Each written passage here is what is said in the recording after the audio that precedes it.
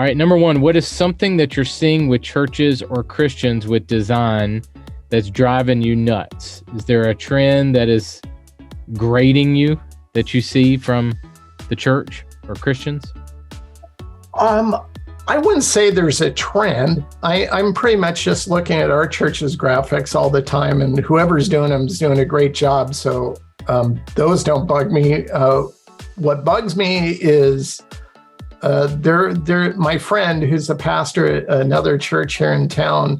We don't attend the church, but I'm always looking at their material going, okay, you have to care a little more than what you do about what the aesthetic is, because God didn't say with creation, oh, it's just good enough. So I think that's the part that would bug me the most, is just, if it's for the kingdom, then make sure it looks good enough.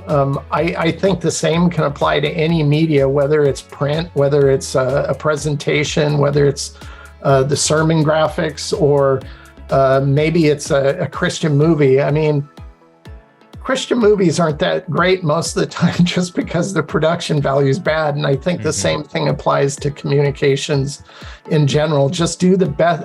Find people within your ministry or outside the ministry that hold the same convictions, and get them to help you so people don't stumble over, wow, this is just really corny looking, but they pay attention to the messaging. Yeah, I agree. I think movies is that, graphics is that if you have to have a disclaimer about the quality, if you can overlook the acting, or if you can, it's not that bad, or whatever. I know the fonts are terrible on this, but it's that's that sort of thing. Yeah, it can distract. And people can tell. I think people can tell subconsciously or instinctively what looks good and what looks better than other things. All right, number two, what is one thing that designers and creatives at churches should be focusing more attention on? I would say for me, it's always font choices that I think have a designer help you. If you head up the communications for your church, continuity is key. You want to keep everything kind of working harmoniously with one another. So have a designer help you figure out what font family, or maybe a couple families you can use, and just stick with those. If you have a good font family, you'll have everything from extra bold all the way down to thin. And Google Fonts makes it easy. So that way anybody can load it onto whatever machine they're using, and just make sure, almost a brand manager in context of your communications, to make sure nobody's breaking those rules. And it's going to make your life easier and make everything overall look better. What about Sunday morning? What is something that you're seeing on screens at churches that we should be doing better? Maybe it's the same question, but is there, from a graphic standpoint, a screen content standpoint, should we be doing better?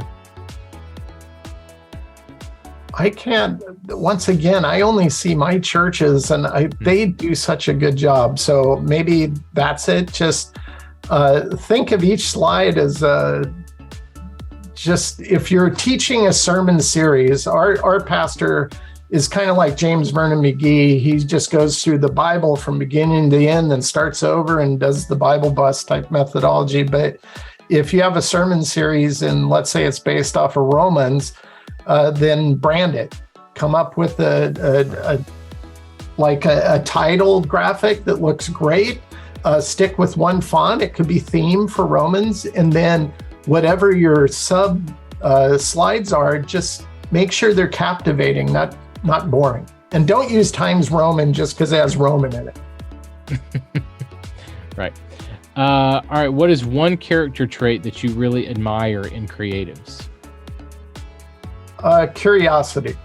I think the term creatives, anybody can be creative. That's the way God designed all of us. It's just those who do it for a living in the context of design they're kind of put on the spot all the time. And so we're always trying to figure out a creative process to help us get there quicker because we have deadlines. But just force yourself to think in a different way. That's where ideas come from. It's actually, science has classified it into 5 brainwave categories, but the reason why you come up with ideas or solutions when you're driving or taking a shower is because you're not overthinking it and you're relaxing and you're able to get into that alpha state of thinking, which is where ideas are formed. So embrace the fear.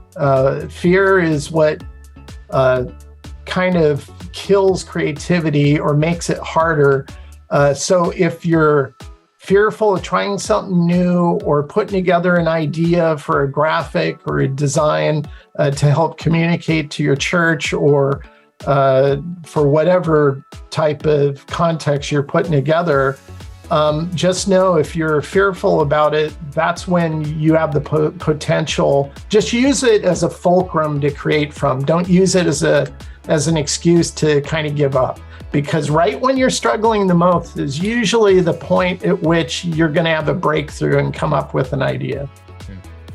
All right, last one for you. What is something a leader could do to better lead a creative or designer? Ultimately, trust them. Give them marching orders saying, here, if you can give them a framework to work from. So let's say it's a senior pastor and there's somebody in his church who does the graphics for him. Make sure they understand the full context. If it's a theme, what is the theme? What's your audience? Well, the audience is the church, obviously, but what are you trying to communicate in this series that you're doing? And just so the designer understands the full context, and then that will give him the information he needs to figure out, okay, what would help to communicate that and kind of represent that in terms of graphics. Good. Well, man, thank you for your time. Really appreciate this. Tell us how we can keep up with you, maybe grab your book and just kind of follow what you're doing. Yeah, just my website. If you have a hard time remembering the domain, it's glitschkastudios.com. Just simplify it. Just do vonster.com, monster, but with a V, and it'll take you to my site. And you can click around on there. There's links to my social media, and follow me. That'd be fun. Awesome. Well, man, thank you so much. Really appreciate this.